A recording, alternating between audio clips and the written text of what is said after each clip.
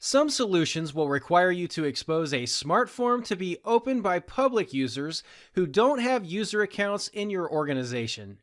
In K25, you can configure two options for public users to open your smart forms anonymously, either by configuring an IIS website with anonymous access or by using the Smart Forms Designer and toggling the Anonymous Forms checkbox for a form.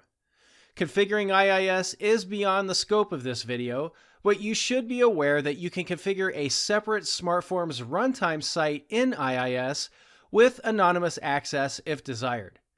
This eliminates the need to set the anonymous access setting, and K25 documentation provides more information on the steps to configure IIS in this fashion. In this topic, we'll just focus on how to enable the anonymous forms setting for K25 and K2 Cloud Smart Forms, as they work the same way in both environments. To configure a smart form with anonymous access, follow these steps. First, create or edit a view or form using K2 Designer. I have a form open in K2 Designer for this demonstration. Next, in the Properties section under Advanced, put a check in the box for anonymous access. This option is available for views as well. Now, as seen in this image, once you have enabled that property, finish your other edits for the view or form, and then click Finish to save it back to K2.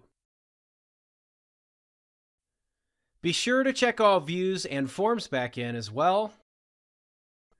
Copy the runtime URL for the anonymous view or form from the Properties page in K2 Designer.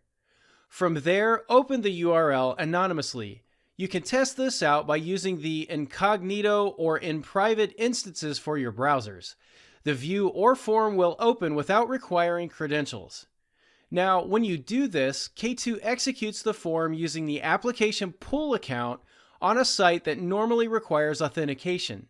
The setting is more secure and removes the need for you to configure a second runtime site in IIS for anonymous access. Please keep the following considerations in mind when you use anonymous views or forms, especially with K2 Cloud. Once you configure the anonymous access property on a view or form, an OAuth token must be cached with the K2 Cloud application pool account for the form to have user context if you're using it in SharePoint. To create the cached token, you must open the anonymously enabled view or form for the first time as a user with sufficient minimum rights to perform actions in a SharePoint site, list, or library. Do not use an administrator's account to perform this task. Be sure to use a SharePoint user that has minimum rights to run the form successfully. The minimum rights depend on the solution and what you've designed it to do.